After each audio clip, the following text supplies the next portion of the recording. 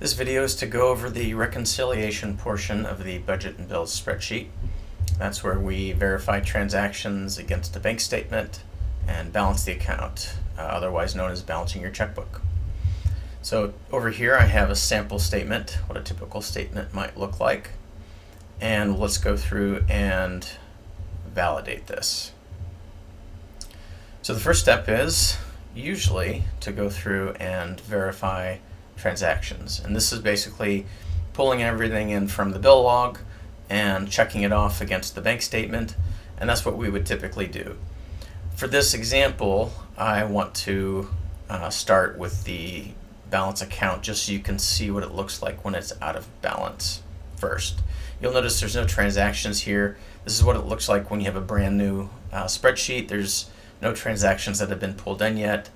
You could refresh this transaction button to bring them all in. And it says here, use it frequently. It's not a bad idea to press it each time. It's not always necessary, but if something's missing or doesn't look right, hit the refresh transactions button and it'll bring it in. We'll do that right now just to get this pulled in. So now you can see all transactions from the bill log are here with their current status. And none of them are reconciled yet because we haven't done it.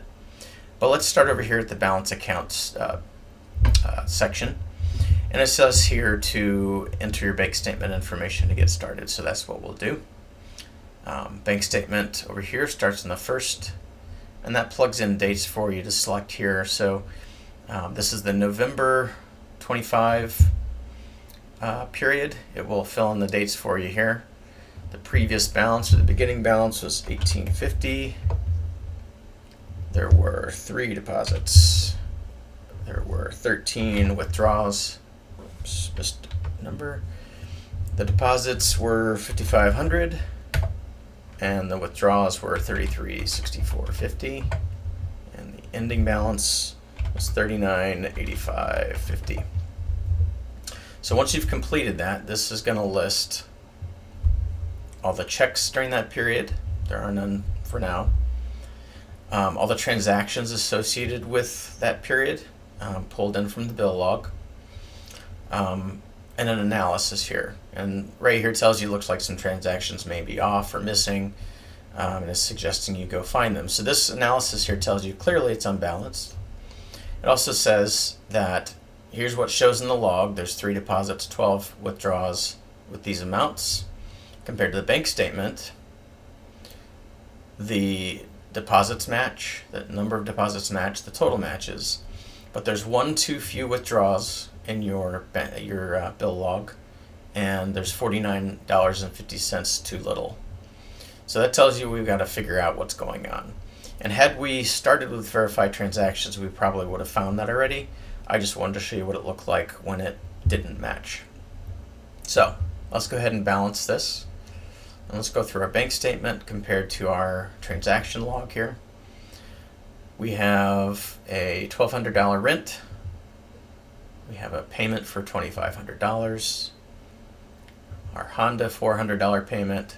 Water bill is $40, although right here says $41.50, and that's pretty typical. These things, especially utility bills, will change month to month. So I know that's transaction number 25. Let's go find 25. That's right here, and let's make that $41.50. Okay. Let's go back to here. Now it's $41.50. You could refresh every time. It obviously didn't need to be refreshed this time, so let's check that one off. All right, $1,500 salary, $120 insurance payment, $300 credit card, electricity $120. This says $123. So let's correct that one too. That's transaction 28. Go back to the bill log, transaction 28, $123. By the way, you can change the dates. So for example, sometimes you expect a due date, but then it comes out on a different date because of where it falls on a holiday or a weekend or something like that. That only really comes into play if it shifts that particular transaction into a different statement period. So for example, this ended up coming out on 12/1. That would probably not show up on this bank statement. So you'd want to come in here and correct the date so it no longer shows up in on your bill log in that date. So now that's 123, that's good. We have student loan for 500, yes. Scrolling down here, we got a Jeep payment, sewer for 25, internet for 50, gas for 90, cell phone for 120, this deposit for 1500, and I see another transaction here in the bank statement, a personal check that I didn't include in my bill log. So let's go add that too. So going back here, you can add it on either side, either the scheduled or the unscheduled, doesn't matter. So let's add it here. Personal check was for $45, deposited on 11/23, which you could have double clicked in here to choose it as well. And the check number is 1535. And let's make this one active to make sure it's included. And you notice when I click that checkbox, this transaction ID showed up. So transaction 38 is what we're looking for. And look, it's there already. I didn't have to press the button. Sometimes I do, sometimes I don't. Again, it wouldn't hurt to do it again. Just do it, but nothing will change since nothing was added. All right, so let's check that one off. And I believe we've checked everything that's on this statement on this transaction log here. So going back to the balance account, we already put in our bank statement information.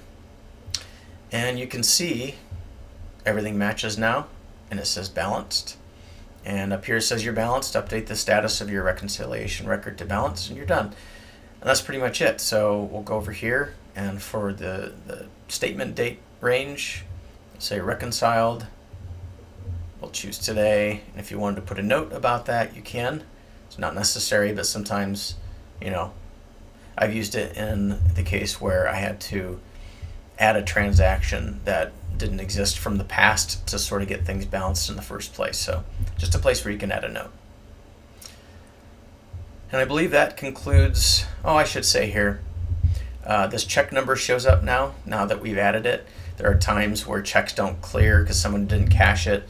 So a check might show up here that isn't on your bank statement. That would be an indication that you may need to go back to your bill log and change the date of the check in question so it's not showing up in this transaction and essentially making things unbalanced. So I believe that concludes this video tutorial, and see you on the next one.